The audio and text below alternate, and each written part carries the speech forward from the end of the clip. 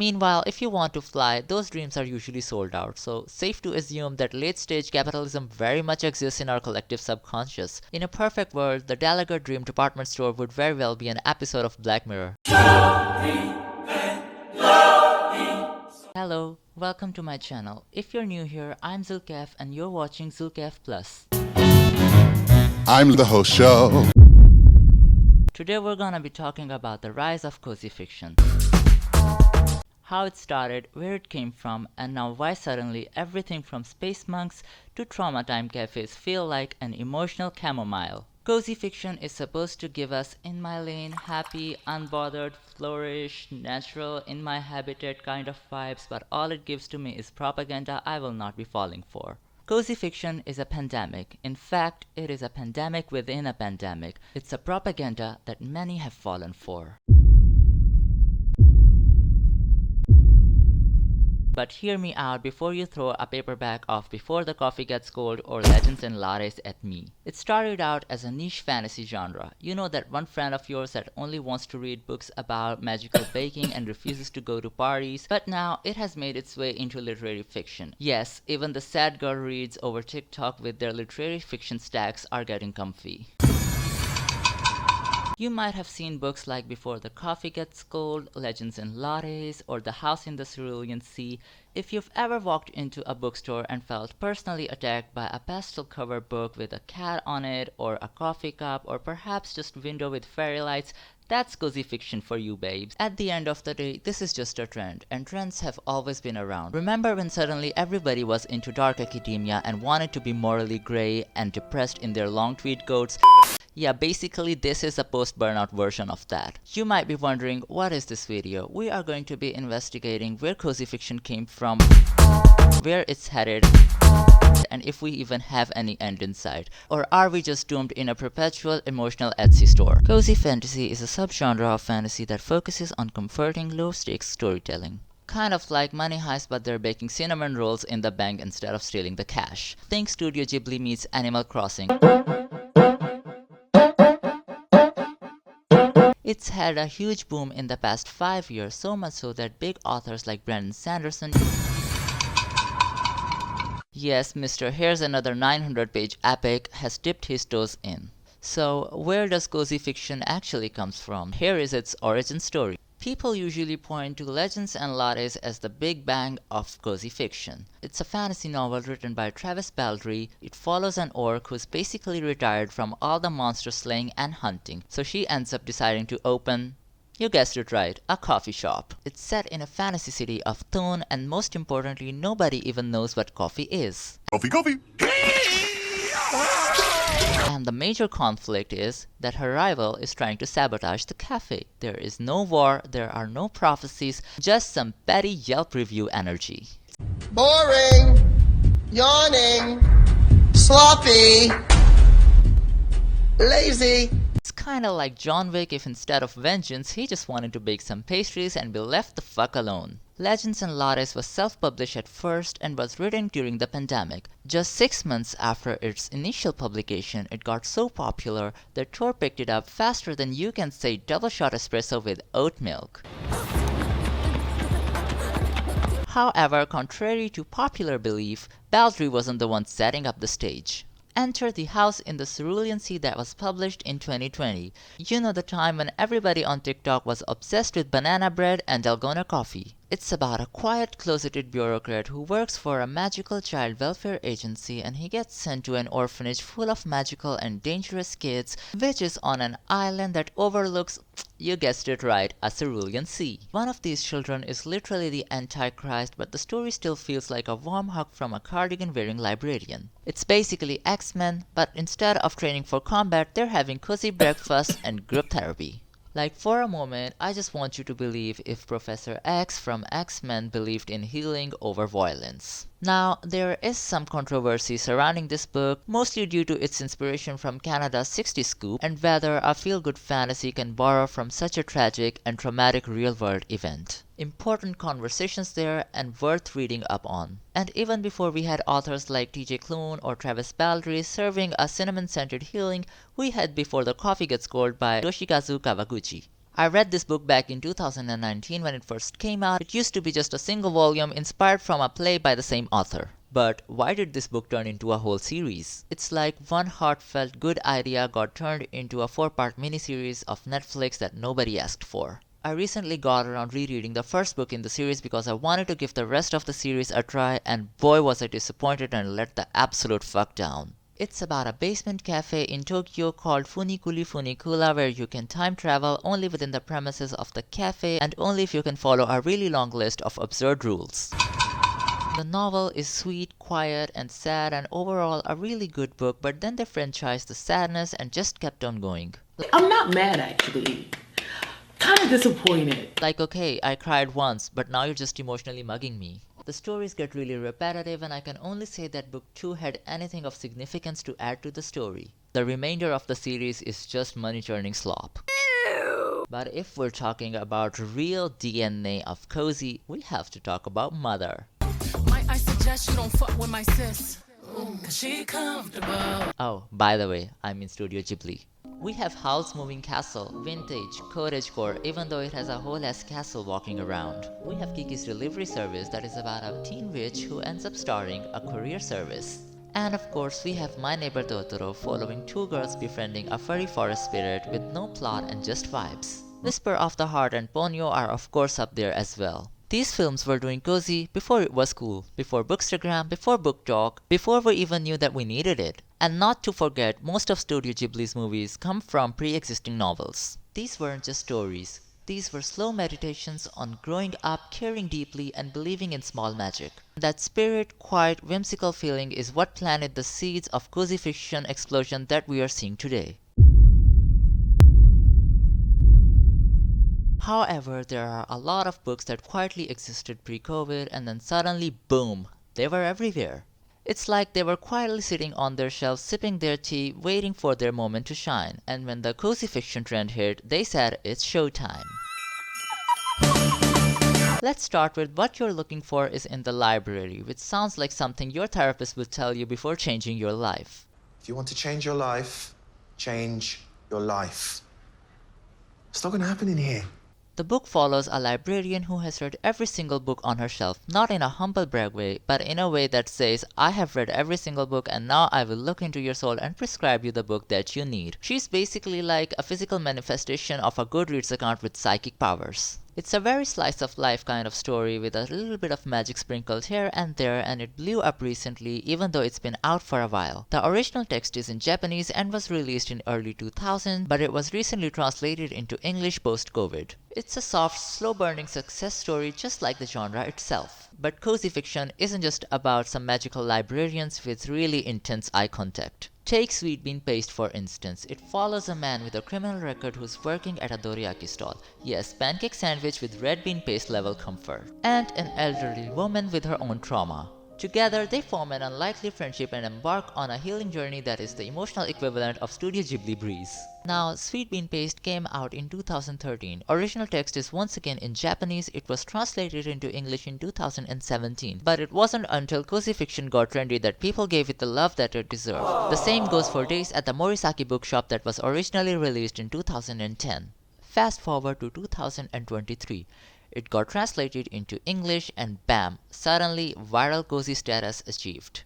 It got so popular that the sequel was translated overnight. Publisher said the people want healing? Well, give them more healing. And remember, before the coffee gets cold, we're bringing that back again because clearly nothing cools off in that cafe. The spin-offs just keep on coming. The 6th book in the series is currently being translated. I think it's going to have a purple color. I'm not really sure what it's going to be called, but however, 5 of those books are already translated and the 6th one is on its way. It's now more like Fast and Furious with time travel and emotional closure instead of car chases. There's also Welcome to the Hyunamdong Bookshop, which is basically the Korean cousin of Days at the Morisaki Bookshop. In this one, the main character is done with her husband, done with her job, done with her burnout, so she decides to open a bookshop in a small town. Damn. If it was really that simple, the internet would have never heard from me, and I wouldn't be sitting here filming a video on why it is bad. There are tons of novels that are set in bookstores when we're especially talking about cozy fiction, and if I had $1 every time somebody quit their job to work at a bookstore, it would be me having a $50 million wedding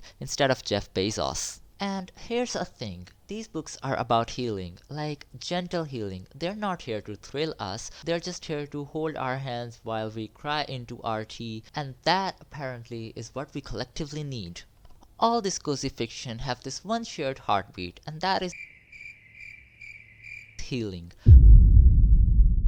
You'll find it in Before the Coffee Gets Cold, in Days at the Morisaki Bookshop, as well as in Welcome to the Hyunam-dong Bookshop. Someone is always burnt out, grieving, or going through a quiet breakdown, and then somehow magically books, tea, and second-hand furniture fix it. It could be a cultural thing because Japanese and Korean literature often leans into themes of subtle connection, routines, and introspection. Basically, the literary equivalent of, hey, are you doing emotionally okay, followed by a warm hug and a cup of something. But cozy fiction isn't just about translated work, so let's talk about English language cozy girlies. First of all, we've got A Psalm for the Wind built by Becky Chambers. This one leans into sci-fi, and before you panic, no, this is not a robots take over humanity kind. It's more like robots got sentient and politely said, "We're out," and disappeared into the woods. Humans now live on half of the planet, completely off-grid, and the main character is a tea monk who travels across villages and asks people, What do you need? it's like he's in customer service but just make it deeply spiritual. Then one day, a robot shows up after centuries of no contact and asks the human the same question that the tea monk asks. What do you need? The answer to that should be existential breakdowns. And tea. Lots of tea. Now, I would like to go back to bookstores for a while and talk about the bookish life of Nina Hill. She's a single child of a single mother and works as a bookseller until one day she finds out that her estranged father is dead, and now she has a lot of siblings. It's like a whole family expansion pack that she never signed up for. It's like a classic introvert's nightmare, but this one is wrapped in a cozy blanket. Like, imagine getting hit with family trauma while you're just alphabetically organizing your TBR. Nina handles it with mild anxiety and witty one-liners. And lastly, the final boss of cozy fiction, the Dallargate Department Dream Store. In simple words, this book is Inception meets Etsy. It's a Korean novel set in a town that exists in our collective subconscious. There's a department store in this town that sells dreams. You can purchase a dream if you want to revisit your childhood dog. Do you want to become an ice skater in Paris? You'll have to go to second floor. Meanwhile, if you want to fly, those dreams are usually sold out, so safe to assume that late-stage capitalism very much exists in our collective subconscious. In a perfect world, the Gallagher Dream department store would very well be an episode of Black Mirror. It's like capitalism but make it whimsical. The book is written in this profound lyrical prose and people love to eat that shit up with spoons. But listen, cozy fiction did not start with orcs opening coffee shops or soul-searching librarians. So let's hop onto a cozy time machine and go back to 70 years post-Agatha Christie era, also known as the golden age of mystery. It's the 1950s. It is the birth of cozy mysteries. These books were mostly written by women and pushed back against the gritty, gruesome murder mysteries of the time. Think less CSI and more like Miss Marple solving murder mysteries between her knitting sessions. Cozy mysteries had a very specific vibe. For instance, there was no gore and there was no graphic violence. Sleuths were usually amateurs like a baker who stumbled upon a corpse and said, this definitely sounds like a me problem. Crimes happened in close-knit communities and the sleuths were usually on a vacation because apparently even murder needs a holiday. The setting was always cute, small cottages, tea shops, or even seaside towns where everybody's name was a variation of Betty. Motives were personal and stakes were emotional, and if any romance seemed to happen within these pages, it was behind a very metaphorical closed door. Always like solving mysteries, but make it cottagecore. Within 30 years, cozy mysteries got so popular that the New York Times called it a wave in 1992. And as trends do, this one shapeshifted, slipping into romance, paranormal stories, and even thrillers with witches. Suddenly, cozy was no longer just a genre, in fact, it had become an entire mood. Now let's talk about the impact of cozy fiction, because cozy fiction didn't just stay quietly in the bookstores or on Tumblr mood boards. It has now infiltrated the literary canon. How deep, you might ask? Well, the Booker Prize, yes, the same prize that gave us Life of Pi, The Sense of an Ending, and The Remains of the Day, made a list of cozy books. Listen, we do have to talk about what was on that list because The God of Small Things was there. I just want to know what person read The God of Small Things and said, That's a cozy book right there. This is a devastating book. It is set in 1960s Kerala and follows Amu and her twin children Rahel and Estha. It starts with a funeral and ends in heartbreak, and the whole thing is held together by themes of caste violence, intergenerational trauma, forbidden love, and social injustices. This book doesn't hug you. It punches you in the gut and asks you if you've ever cried over how systematic injustice ruins childhood. But because the prose is really lyrical and there's a river in the book, apparently it is cozy. This is also known as label confusion. We've gone from healing through tea to ruined lives but make it lyrical. This is not what the org barista wanted. But it's not just the Booker Prize doing this. Penguin Random House has also jumped aboard the cozy train. They have released lists like Cozy Mysteries for modern readers and cozy books for fans of games. And yes, they included romance novels like People We Meet on the Vacation and Practice Makes Perfect by Sarah Adams. People We Meet on a Vacation is a romance novel by Emily Henry. It follows two best friends who are also travel companions, and they take a trip together every summer, until one of these trips ruins it all. And now we're just sitting here watching Poppy try to revive her friendship while she's asking the questions. So, are we in love or something? Just because the novel is sweet and romantic doesn't make it cozy. And then we have Practice Makes Perfect by Sarah Adams. A florist in small town Kentucky asks a visiting bodyguard to coach her in dating. What follows are practice dates, awkward flirting sessions, and romantic tension that is thicker than a Hallmark Christmas special. Are these stories charming? Sure. Well, are they warm and cozy? Definitely, but there is a problem to it.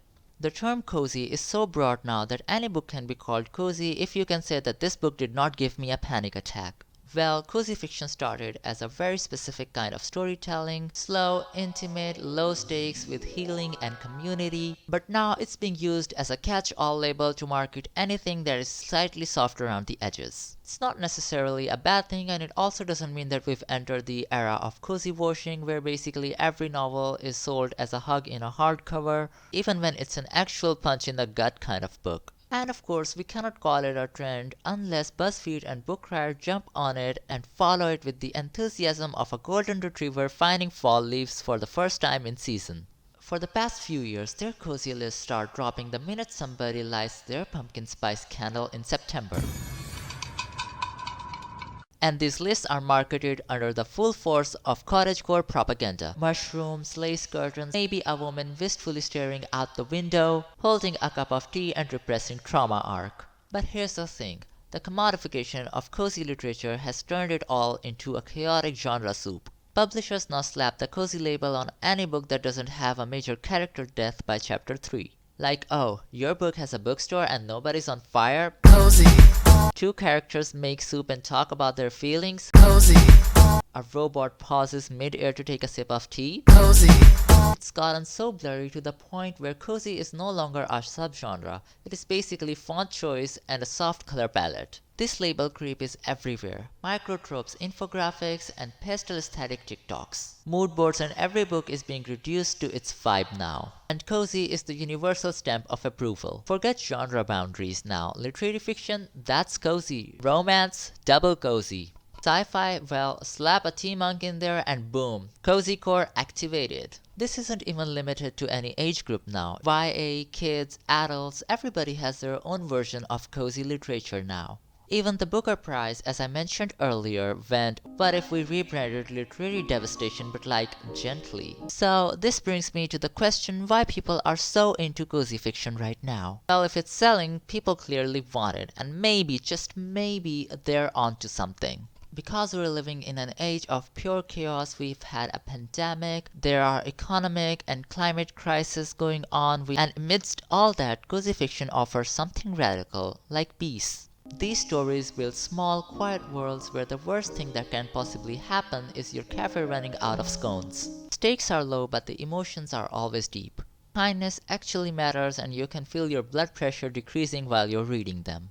There is a comfort in predictability, and when you're reading a cozy book, you know that everything will work out in the end. Not because some chosen one comes in and slays the dragon. But people just decided to talk about their feeling over a cup of soup. The pandemic accelerated this craving. When our real lives were uncertain, paused, and turned all the way upside down, readers wanted stories that mirrored their slowed pace. Suddenly, books about quirky cafes, second-hand bookstores, magical houseplants, and gentle baristas started feeling essential. But it's more than just escapism. Cozy fiction speaks to the needs we're taught to ignore. For instance, we have rest, slowness, tenderness, and connection. It doesn't demand you that you solve a mystery or decode a metaphor. It just asks you to sit down, take a deep breath, and feel something. And in a world that's constantly asking us to be overproductive, overstimulated, and outraged, it is a kind of a revolutionary act within itself. Sometimes you're just not in a mood for drama and you don't want any betrayal. You don't want a generational curse unraveling through a haunted family tree. You just want to read about someone opening a bakery or maybe befriending a ghost. Or maybe making soup that heals somebody's emotional wounds. That is valid too. And this is where it starts to get a little bit messy. You cannot scrutinize people based on what they're reading. I'm not saying judge those people, but if somebody calls The God of Small Things cozy, I'm just gonna politely ask them to blink twice if they need help. The real problem of cozy fiction is not the stories themselves. Many of them are genuinely thoughtful, very well written, and full of quiet beauty. The problem is how it's marketed. It's not about joy or healing, in fact, it's just about rent chasing.